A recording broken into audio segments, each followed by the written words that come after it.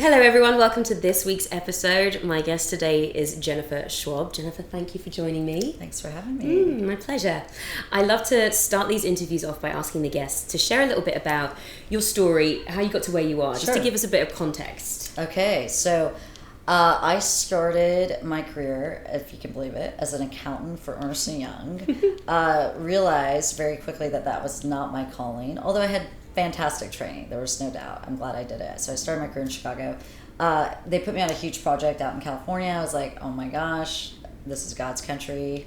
I've got to move out here. And at that point, I also was deciding to go to design school. So took me a couple years to build a really robust portfolio of design work to get into Art Center College of Design in Pasadena. I used to do art modeling there. Oh, you did? Yeah. Were you one of the nude models? I was a nude model. I did it for a while. I remember the charcoal drawings. Yeah, that was me.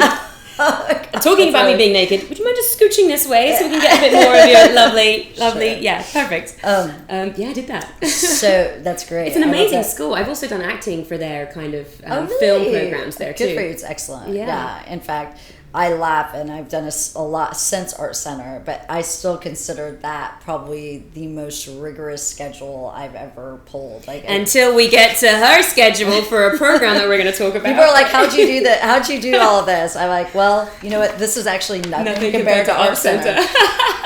So anyway, that was a great experience, and I just became really adept in sustainability and design and how the two worlds mesh together. And so then eventually I went and got my master's at UCI in Irvine, and then the Sierra Club pulled me in to run a web venture. Tell us about the Sierra Club. What is that? Sierra Club's the largest U.S.-based environmental organization that is really primarily grassroots. They have chapters all over the country, and they are the leader in promoting renewable energy and shutting down coal plants. Additionally, they have probably about 1.4 million members. So and they've been around 120 plus years. Wow. So anyway, this is something uplifting content. I should reach out to these guys. No, they're amazing. Yeah. They're amazing. So anyway, I was part of their first ever social entrepreneurship venture that taught middle America how to go green. And what I was brought in to do is establish a media platform that was, again, has tons of content that was educational, but also taught people that are not familiar with environmental initiatives how to go green in their home. And it was a heavy duty architectural design bent to it. So that's how I drew in my experience from Art Center. Ran that for 6 years, and then I sold it to Fractal in 2013. Decided, okay, this is a great time for me to take my Fulbright fellowship. Decided to take it 2013, part of 14, in the southern part of the Israeli desert, and it was all around water management. So that was an experience and a half, working shoulder to shoulder with Israelis and Palestinians around a huge issue in that region, which is water rights and how to provide water for everybody. So I did that, and while I was there, I thought to myself, okay, I feel really great about who I've become and what I've accomplished professionally and who I am personally, but it took me to age 36 to really feel that way. So subsequently I decided I need to do something for young women in their 20s that are trying to figure it out. Because I took a circuitous route to get to that point, and a lot of it was challenging for me, especially in my early 20s. I was working in Chicago for Ernst & Young. I felt a bit lost. And what do you think it was at 36 that, what were some of those things? Would it trigger? Yeah. I've always had this mentality, and I still, even today, I struggle with it occasionally, that I can do more, I can be more accomplished. I have that perfectionist gene. But at that point, I was actually like, okay, breathe.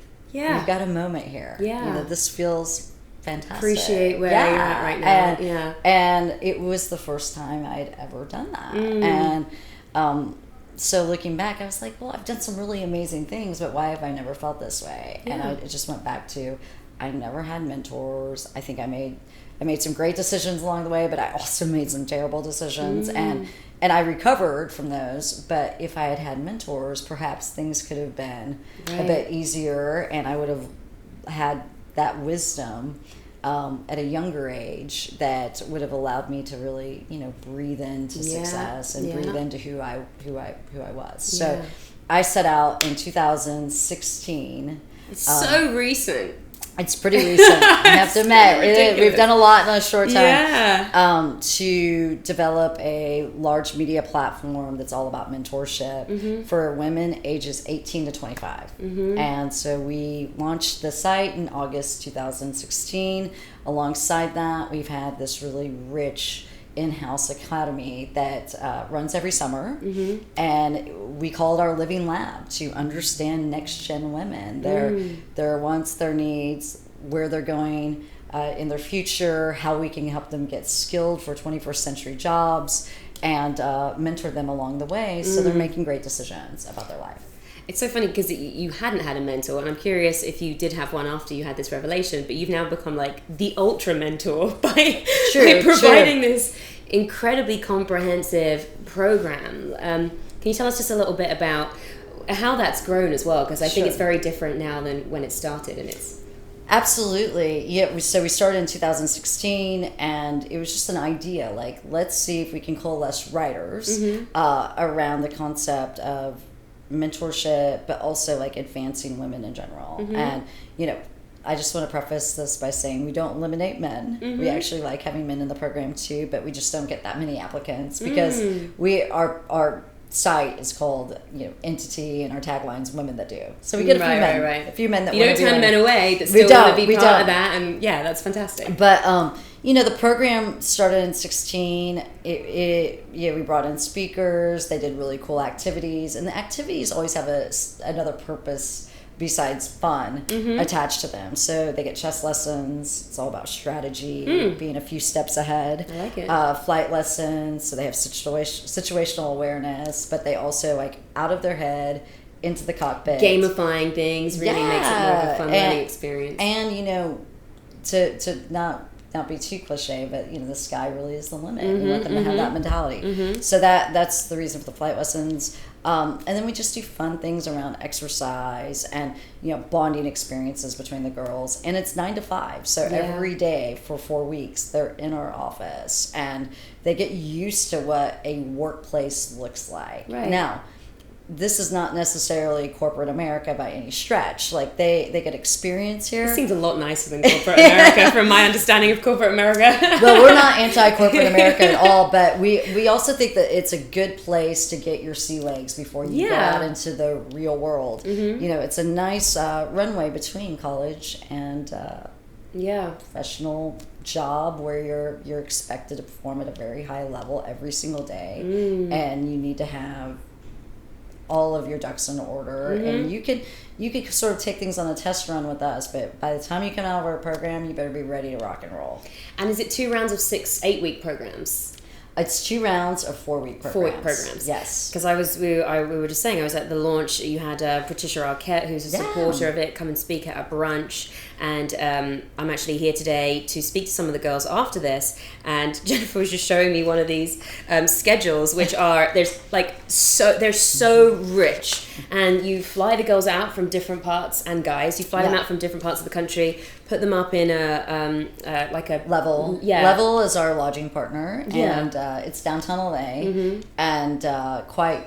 I mean, by most standards, pretty luxurious. But we don't necessarily say, oh, we want the highest in housing possible. It's not that. It's just it's downtown LA. We want them to be really safe. Yeah. And it's also a great place. So on the weekends, they can kick back. They screen movies outside. Right. They've got cabanas and a pool and a great gym and a soul cycle. Really giving them a nice experience. Right. Yes. What life could be like if you want to move to LA and do that. Yeah. And for many of our students, it's the first time they're away from home. Wow. And so it's not only the experience of the program, it's the experience of being on their own. Yeah. So if you never had a mentor, did you ever decide to get one at any point? I've had several mentors since, but it took until about my 30s to really find ones that where the chemistry was so great, and they're from a variety of backgrounds. Tell us about your experience finding those, because one of the things I want to speak to the girls about today is seizing opportunities. Sure. And like this event here is a fantastic opportunity. Right. And then for you and for anyone that might be listening, how did you go about, working with mentors and doing that?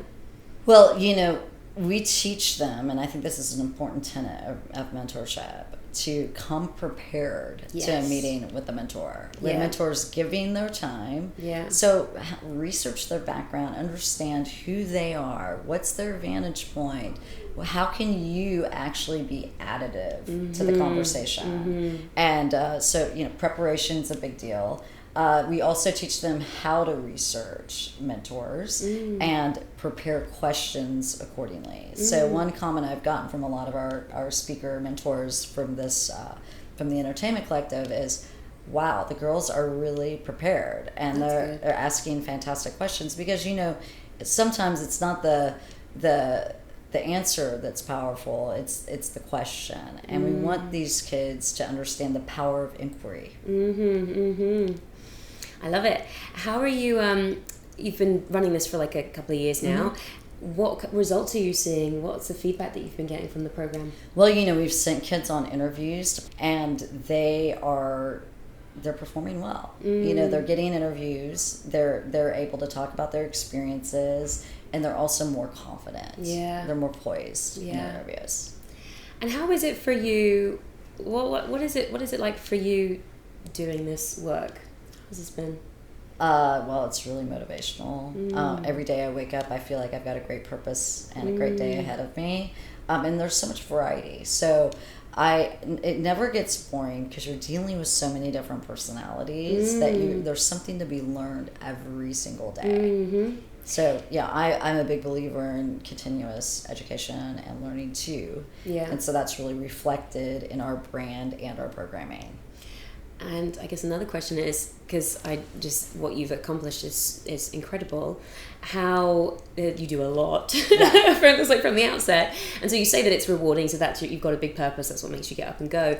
But are there any, do you ever feel overwhelmed? How do you deal with knowing what to take on and what not? Are you good at just being like, no, Jennifer time now, I'm going to have 2 weeks off and not touch my phone? Okay, absolutely. Cool. So in August, we give the staff off. And cool. Because this is, make no mistake, 8 weeks of this is really intense. You were saying just before we jumped on, this is like an 8-week and everybody's event. On call every weekend, and it's just go and no rest for the wicked. Like it is intense for 8 weeks. So August is relaxation time. I go to Europe, and I'm gonna sign off for at least a couple of weeks of that. Yeah. And I think it's important. I think it's important too. Like a happy staff's a productive staff. And to even bring my best back into the office, I need a little reprieve from the madness. Yeah, I think that's so. I struggle to have downtime. I was in Big Sur a couple of weekends ago, and there's no signal there. You can't that's even. So nice. It was fantastic. Yeah. Even if I wanted to, I couldn't, and so you're forced into just being present and being with people and being in nature, and it was fantastic. Isn't that? That's the biggest gift. Right? Yeah, it is.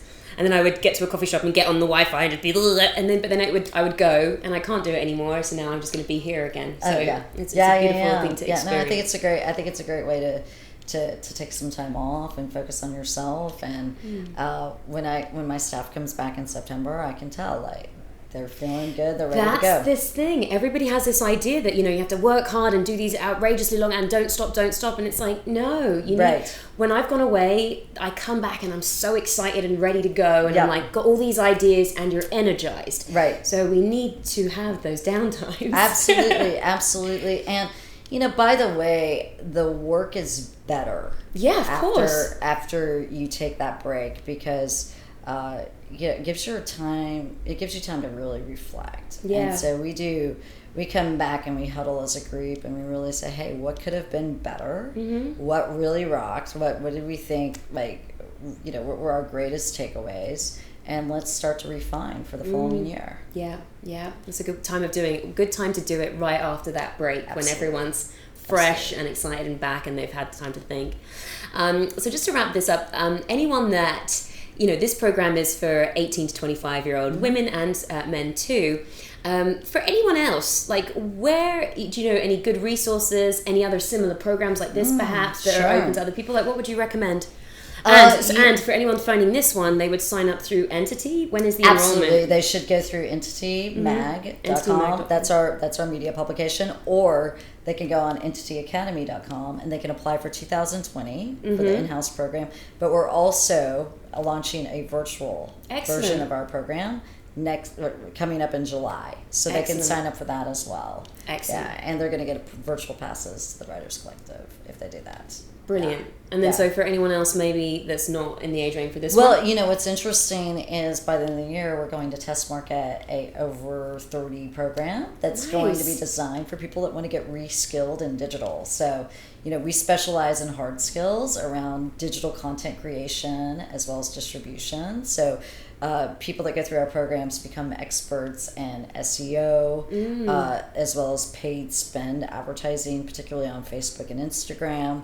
Additionally, they learn how to write headlines for social media, build a audience on social media, and then they also get some business principles. And usually we throw in some additional fodder about data analytics and how to read your analytics to adjust for your audience. So, it's quite a robust program, and a lot of the feedback from the parents of the kids that are coming through our program is, do you have something for people that are, exactly, because so many people that got out of college in, let's say, the late 90s, early 2000s. Didn't know that any of this didn't exist. And it's always evolving because the algorithms with social media and Google, they're evolving. So you have to evolve with all the changes. And, I think we have an incredible opportunity to take it up market. So that's the next rung on the ladder. And I'm glad that you're expanding it and using that, because like you say, other older people will still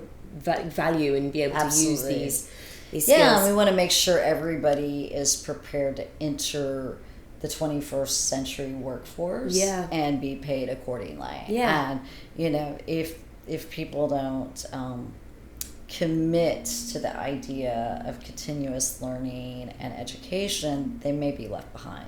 So we're hoping to find a solution for those folks as well. I love it. So check out the website, entitymag.com. Another great resource for mentorship is micromentor.org, I believe it is. I'll put it in the link in the show notes. And I've found mentors from there that are just very open and willing. You create a profile and then you put down your area of expertise and the type of mentor you're looking for. And it's just, so you can either be a mentor on there or ask for a mentor. So it's a great website too. Is it all online? It's all online, micromentor.com. Yeah, it's great. I think they've got an app. Maybe I could be making that up, but I found that very helpful because there's support out there. There's people that want to help you, people that have the knowledge. And so again, this is seizing opportunities that are everywhere for us, but it's just knowing where they are. And being willing to take it up. I love that. Okay. Well, thank you so much for joining me. I'm about to head off and speak to some of these fabulous girls, so I can let you know how that goes in the wrap-up. All right. Thanks, Amy. Thanks, Jennifer. So nice. You too. Bye-bye.